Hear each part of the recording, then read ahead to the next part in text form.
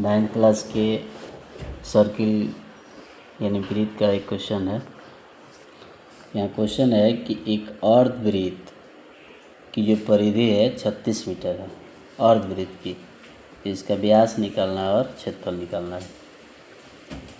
तो अर्धवृत्त की परिधि, जैसे आप मान लीजिए वृत्त है, ये अर्ध हो गया आधा, तो वृत्त का परिधि होता है 2πr।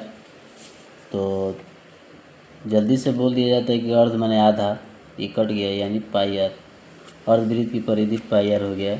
लेकिन ऐसा नहीं होता है, अर्धवृत्त मतलब आधा हो गया, और आधा की जहाँ तक हम बात करते हैं तो यहाँ से लेके यहाँ तक ही तो आपको 2πr बोल दिए, लेकिन यहाँ से लेके यहाँ तक का भी तो भाग है। जैसे वर्ग हम लोग बोलते हैं, वर्ग की परिमिति। तो परिमिति क्या होता है, यहाँ से किसी एक बिंदु से चलते हैं हम लोग, चारों तरफ से तय की गई दूरी परिमिति होता है, परिधि होता है।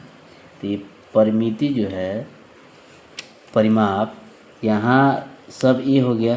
तो 4a कैसे होता है, चारों को जोड़ते हैं हम, यानी एक बिंदु से चलना स्टार्ट किया, चारों तरफ से जहाँ तक बिंदु तक फिर पहुँचेंगे वो परिमिति हो गया, परिमाप हो गया।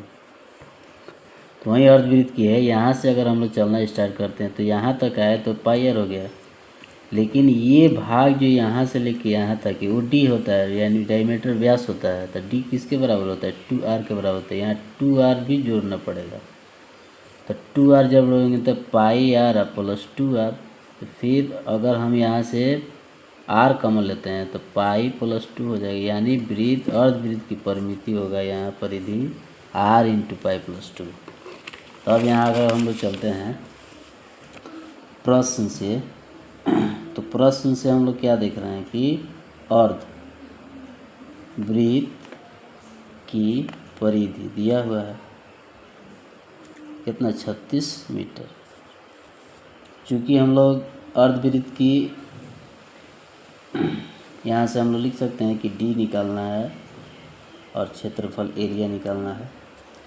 चूँकि अर्धवृत्त की परिधि क्या होता है, अभी हम लोग देखे हैं कि पाई r इंटू पाई प्लस 2, ये होता है फॉर्मूला। इसका मान दिया हुआ है, हम लोग रख देते हैं 36। r इंटू पाई, पाई का मान 22/7 प्लस 2।